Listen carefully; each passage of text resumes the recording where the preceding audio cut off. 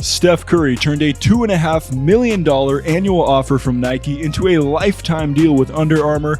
And man, I tell you, one company's fumble turned into another's jackpot. What's good, people? JC3 here, and this is Topic Tackle, a show where we tackle the interesting topics of the basketball world. And today we've got a good one coming out of the basketball sneaker industry with Steph Curry, so let's get into it. After being drafted in 2009, Steph Curry's first 3 seasons in the league were marked by more DNPs than threes. He had issues with durability due to his ankles, which most notably affected him in the 2011-12 season, where he played just 26 games. He underwent multiple surgeries to repair the repeated damage, and the Warriors' hope was that these nagging injuries would subside when they signed the 24-year-old point guard to a 4-year, $44 million deal before his 4th season. That's a lot of fours if you ask me. Of course, this is a contract that seems like the steal of the century now, but according to Draymond and Steph himself, it was the going rate at the time. You signed the 4 for 44, and I think what most people don't understand is at that time, that was the going rate. You signed that deal, Ty Lawson signed that deal, and give or take $4 million each way. DeMar DeRozan signed the same deal. Drew Holiday signed the same deal. Let's keep perspective here. Like $44 million for 4 years, more money than my pops ever made in the league. Because I've been around the league for 16 years, watching my dad play. Like that's good money. Support my family, got a lot of security. I just want to be healthy. Let's just focus on that, not what you leaving on the table, what you could have made, and then don't count anybody else's money. So now the year is 2013, and Steph immediately proves that not only is he worth his contract, but makes it look like the Warriors got a great deal. He leads them as the 6th seed to an opening round upset of the 3 seed Denver Nuggets with averages of 24.3 points and 9.3 assists per game before giving it all he had but falling short against the eventual Western Conference champion Spurs in the semis. Something that was also noteworthy during Curry's breakout performance in the 2013 postseason was that he was rocking Nikes while putting the Warriors on the map. Why was this significant? Well, following the 2013 season, Steph became a sneaker-free agent and the ball was in Nike's court to retain him. And for Nike, a brand synonymous with world-class athletes and winning, you think that when it came to signing an up-and-coming talent like Curry, they would just do it, right? And I'm not sorry, by the way. That pun was definitely intended, and I must say it worked out pretty well, so I'm proud of myself. Anyway, Steph at this time was now 25 years old, and while he had just put together an impressive playoff run, he wasn't the game-changing force that we know him today to be. In fact, Curry had yet to make an all-star game at this point, but you'd think for a company like Nike, who had been able to secure some of the greatest basketball players in history, signing 2 of them before they even stepped foot onto an NBA court in Michael Jordan and LeBron James, they should have been able to see and sign star potential when it was sitting right in front of them like in 2013. Wrong. If you're a fan of the swoosh, you may want to cover your ears for about the next minute or so. Nike representatives are meeting with the Currys. They're probably pitching them on their history of excellence and the like, and then they say something along the lines of, all right, here's the presentation we've put together for Stephon Curry. And in that presentation is a repurposed PowerPoint slide displaying Kevin Durant's name. Wait a minute. Wait a minute. Well, maybe we know the reason why many people just call him Steph now.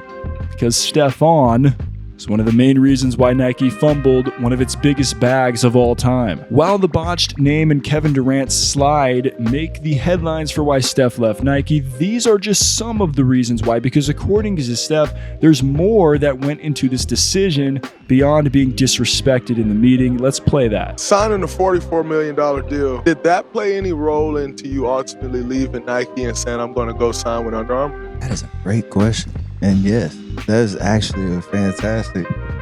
Nobody's ever really put that 2 and 2 together. The fact that I got to go and get in the signature shoe game, build a brand, be able to inspire and storytell around things that are important to me. We're now 9 years removed from that. Yeah. And I got this freaking logo on my hat, and we have hopefully something that will continue to be part of the legacy for years and years and years and years to come. That was me betting on myself. You heard it from the man himself. Not only did UA outoffer Nike at $4 million per year compared to $2.5 million from Nike, but they offered something to Steph more valuable than a dollar amount at that time. They offered him the opportunity to blaze his own trail in the industry with a signature product. This is a public service announcement. Allow me to reintroduce myself. My name is Josh Carson, JC3. If you like what you see and want me to tackle similar topics to this one in future videos, let me know by leaving a like and subscribing to the channel. Now back to our regular scheduled program. So Curry signed UA's offer sheet in 2013 and re-upped in 2015 with a 9-year contract extension. Of course, this was a year that saw the Warriors win their first title and Steph his first finals MVP, Iguodala his first finals MVP, but there was no question who the face of the Warriors was. This was also a year that saw UA athlete Jordan Spieth win the 2015 Masters. According to Endurance.biz, in 2015, fourth quarter apparel net revenues increased 22% to $865 million, led by growth in training, running, golf, and basketball. Fourth quarter footwear net revenues increased 95% to $167 million from $86 million in the prior year's period, primarily reflecting the success of the Curry signature basketball line and expanded running offerings. So, the few $1 million that Nike wasn't willing to match Under Armour's initial offer for in 2013 turned into $167 million for UA in the fourth quarter of 2015 alone. Despite the hot start to Steph's signature line with UA that coincided with the rise of the Warriors, there were issues that would plague the line at UA in the coming years. Of course, you had one of the more memorable moments with the release of the Curry Too Low Chef that was dubbed by media outlets as the dad shoe for its resemblance to the sneakers that always seemed to make an appearance on the feet of fathers all across the country. Anyway, these dropped on June 11th, 2016, which was not long before the Warriors would infamously blow a 3-1 lead to the Cavs in those 2016 finals, eventually sign KD that offseason, and then become the villains of many basketball fans. Now the question is, did these events hurt the sales of Curry's sneakers? Now, while this can't be linked as a cause, I believe they are correlated, as Under Armour CEO Kevin Plank admitted in April 2017 that the Curry 3 shoe sales didn't hit the mark. A higher price point and the high top design of the sneakers were linked to being reasons for their drop in sales.